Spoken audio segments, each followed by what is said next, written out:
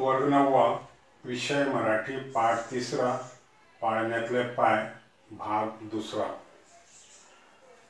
पिछले पीरियड में अपन ने देखे बच्चों क्या आइजैक नाम का लड़का एक चक्र बनाता है और उसका चक्र उसके दोस्त आकर उसको तोड़ देते हैं। यहाँ तक पिछले पीरियड में अपन ने देखे। अभी पेज नंबर 6 यहाँ से देखना, लास्ट पैराग्राफ से। आजी त्याच्याबरोबर गेली, पण तेवढ्यात त्याच्या मित्रांनी चक्र मोडून तोडून टाकले होते। आजी म्हणजे त्या आयजॅकची आजी त्याच्याबरोबर ते चक्र पाहायला गेली, परंतु तेवढ्यात आयजॅकच्या मित्रांनी ते चक्र मोडून तोडून टाकले होते, कारण तो एकटाच काहीतरी करत बसलेला पाहून ते त्याच्यावर चिडलेले होते। त्याचं कारण असं आहे की तो आयजॅक एकटाच काहीतरी करत बसलेला पाहून त्याचे मित्र त्याच्यावर चिडलेले होते। तो राग त्यांनी असा काढला होता। तो राग मीन्स गुस्सा, जर आपण म्हणू उर्दू भाषेत, त्याने या प्रकारे काढला होता। तिथे काहीच नाही हे पाहून आजीलाही मुलाचा राग आला। नदीच्या किनारी काहीच नाही हे पाहून आयजॅकच्या आजीलाही त्याचा राग आला। त्याचे असले तरेवाईक बोलणे नि वागणे तिलाही पसंत नव्हते। त्या आयजॅकचे असले तरेवाईक म्हणजे विचित्र, अजीब सा, जिसको अपन बोलेंगे, उसका एक अजीब सा बोलना, बर्ताव करना, ये उसकी दादी को भी पसंद नहीं था। शेवटी मुलाने नीट शिकावे सवरावे म्हणून तिने त्याला दुसऱ्या एका गावच्या शाळेत ठेवले। शेवटी यानी आखिरी में उसके दादी ने अपने बच्चे ने अच्छे से पढ़ना चाहिए, अच्छे से तालीम हासिल करना चाहिए, इसलिए उन्होंने उसको एक दूसरे गांव के स्कूल में दाखिल कर दिया। एकदा काय झाले, वर्गात गुरुजी धडा समजावून देत होते, पण हा मुलगा मात्र खिडकीतून बाहेर बघण्यात दंग झाला होता। एक मर्तबा क्या हुआ कि उस स्कूल के क्लास में उसके टीचर, गुरुजी यानी मीन्स टीचर, ज्याला आपण मराठीत शिक्षक म्हणतो, धडा म्हणजे पाठ, जैसे या ठिकाणी मी लिहिलं पाठ 3 तर सबक उसको समझा रहे थे, पण हा मुलगा मात्र खिड़कीतून बाहर बघण्यात दंग झाला होता। लेकिन ये आयजैक नाम का लड़का खिड़की में से बाहर देखने में मसरूफ था। दंग होने यानी मसरूफ होना। त्याचे गुरुजीकडे काही लक्ष नव्हते। उस लड़के का टीचर की तरफ बिल्कुल भी ध्यान नहीं था। हे पाहून गुरुजींना राग आला। ये देखकर वो टीचर को भी गुस्सा आया। त्यांनी रागानेच विचारले, बाहर काय बघतोस? उस टीचर ने उस बच्चे से गुस्से से पूछा, बाहर क्या देख रहे हो आप? मुलाने उत्तर दिले, गुरुजी ते पहा, ढग कसे धावतायत आभाळात। उस बच्चे ने जवाब दिया टीचर को कि सर वो देखिए बाहर ढग यानी बादल जो आसमान में होते हैं, कैसे धावतायत यानी कैसे दौड़ रहे हैं, आभाळात आसमान में कैसे दौड़ रहे हैं। हवेत केवढी शक्ती आहे नाही, पहा ढगांना कशी पळवत नेत आहे ती। तो उस लड़के ने कहा टीचर से कि हवा में कितनी ताकत है, देखो, पहा देखिए ढगांना कशी पळवत नेत आहे ती, बादलों को कैसे भगा कर ले जा रही है वो। हवेत जर एवढी शक्ती आहे तर तिचा उपयोग का नाही करून घेतला जात। उस लड़के ने टीचर से सवाल किया कि जब हवा में इतनी ताकत है तो उसका इस्तेमाल सही से क्यों नहीं किया जाता। ये सवाल भी उस लड़के ने टीचर से किया। तो टीचर ने जवाब दिया, सांग हवेला हात वर करून, म्हणजे तुलाच ती उडवून नाही, गुरुजी म्हणाले। तो उस टीचर ने उस आयजैक को कहा, आयजैक नाम के लड़के को, कि आप ही कहो हवा से हाथ ऊपर करके कि वो हवा आपको ही हवा में उड़ाकर ले जाएंगी। सारा वर्ग खो खो हंसू लागला। ये सुनने के बाद पूरा क्लास जो थी, वर्ग मीन्स क्लास, खो खो हंसू लागला, यानी जोर जोर से हंसने लगे। पण त्या मुलाने आपला छंद काही सोडला नाही। लेकिन उस लड़के ने अपना छंद मीन्स शौक, यानी उसने छोड़ा नहीं। त्याचे विचार चक्र फिरतच राहिले। उस आयजैक का जो सोच थी, जो दिमाग उसका चलता था, सोचना, वो घूमते ही रहा, क्या करना है क्या नहीं, ये उसके दिमाग में बातें आते रही। त्याच वेळी गावाबाहेरच्या डोंगराजवळ एक प्रचंड पवनचक्की बसवण्यात येणार आहे असे त्याला कळले। उसी वक्त गांव के बाहर पहाड़ी के पास एक प्रचंड पवन चक्की, एक प्रचंड प्रचंड यानी फार मोटी, यानी जिसको अपन बहुत बड़ी बोलेंगे, पवन चक्की यानी हवा के जरिए से घूमने वाले लोहे के जो फैन होता है, जैसा अपन देखते हैं कि पहाड़ी के ऊपर ऐसा ये लोहे का पवन चक्की बैठाई भी रहती है और ये पवन चक्की हवा के जरिए से ये घूमती रहती है। तो ये उस लड़के का इस तरफ ध्यान था कि वो देखो वो पवन चक्की ये कैसे घूमती रहती है ऐसे गोल गोल। तो ये पवन चक्की बैठाने का वहाँ पहाड़ी के ऊपर चल रहा था, तो ये बात उसको मालूम पड़ी। ही बातमी करता हा मुलगा ताबडतोब तिकडे गेला। ये खबर उसको मालूम होते के साथ वो लड़का फौरन उस पहाड़ी की तरफ गया। पाहतो तो खरेच काही मजूर पवन चक्कीचे मोठमोठे पंख तिथे बसवत होते। जाकर जब उस आइजैक नाम के लड़के ने वहां देखा तो उसमें से कुछ मजूर लोग पवन चक्की के मोठमोठे पंख, यानी पवन चक्की के ये जो है ये पंख है, ये मजदूर लोग ये फिट कर रहे थे।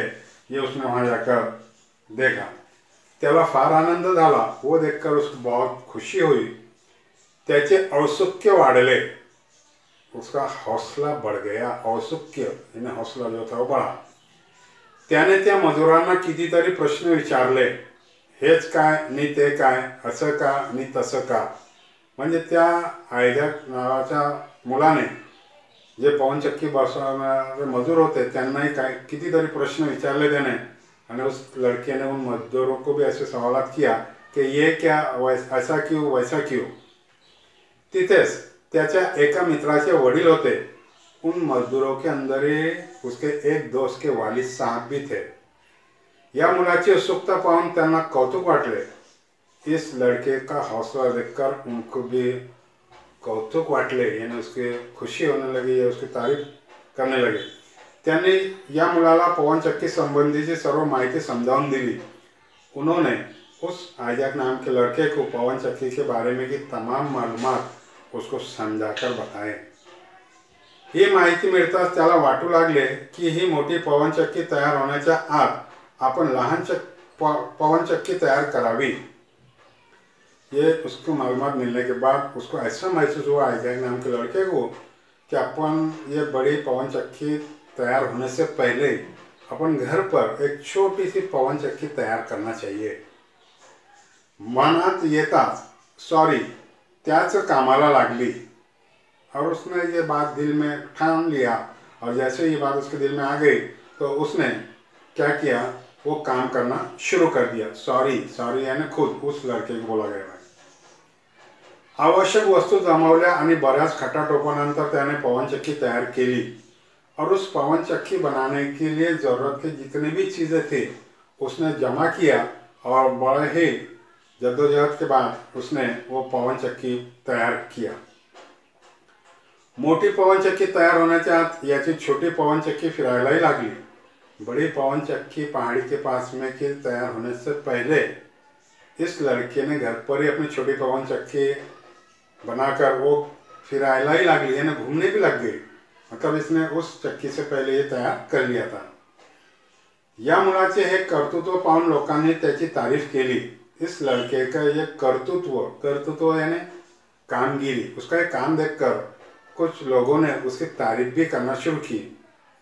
त्याला शाबासकी दिली, पण या मुलाचे समाधान एवढ्याने कुठले व्हायला। उस लड़के को उन्होंने शाबाशी भी दिए, लेकिन इस लड़के का समाधान यानी इत्मीनान इतने से कहाँ हुआ। तो विचारमग्नच होता, आपल्या तंद्रीतच होता, वो सोच में डूबा हुआ था और आपल्या तंद्रीतच यानी एक ख्यालात में मसरूफ हो जाना, सोच में मसरूफ हो जाना, उसको बोला जाता मराठी में तंद्रीतच। एका मित्राने विचारले, आता रे कसला विचार करतोयस। तो उस आइजैक नाम के लड़के के एक दोस्त ने उससे पूछा कि अरे आइजैक अब आप काय के बारे में सोच रहे हैं। तो म्हणाला, ही पवनचक्की फिरते आहे ती हवेच्या जोरावर, पण भिंतीमुळे पुरेशी हवा घरात येत नहीं, म्हणून व्हावे तेवढे काम होत नहीं। फिर आइजैक ने उस दोस्त को जवाब दिया कि ही पवनचक्की फिरते आहे ती हवेच्या जोरावर, यानी ये पवनचक्की घूमती है ये हवा के जोर पर, ताकत पर, लेकिन भिंतीमुळे पुरेशी हवा घरात येत नहीं।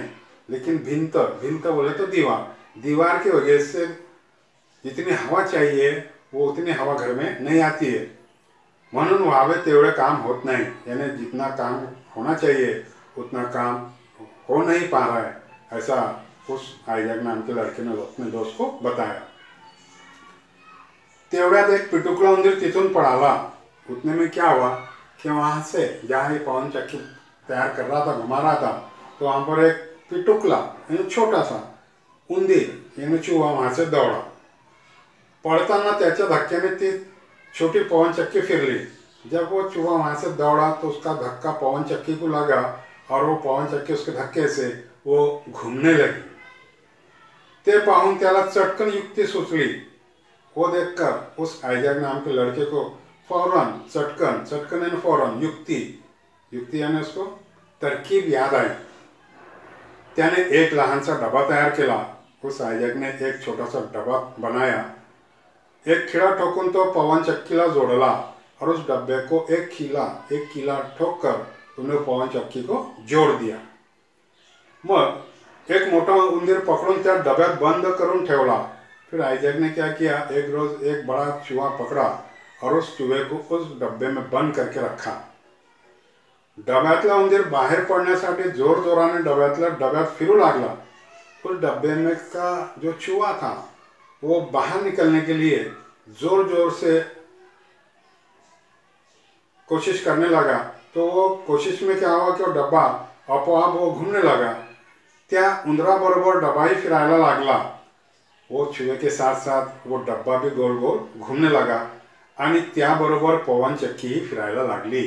और उसी के साथ साथ वो जो पवन चक्की छोटी बनाया था आइजैक नाम के लड़के ने, वो भी उस चूहे के जरिए से, डब्बे के जरिए से, जैसा जैसा चूहा डब्बे में गोल गोल घूमता था वैसा वो डब्बा घूमता था और उसके जरिए से पवन चक्की घूमने लगी।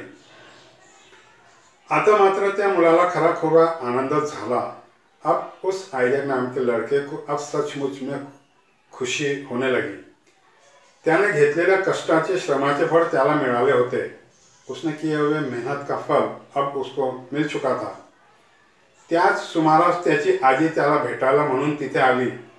उसी दौरान उस आइजैक की दादी उसकी मुलाकात करने के लिए उस बाहर के गांव के स्कूल में वहाँ पहुंची।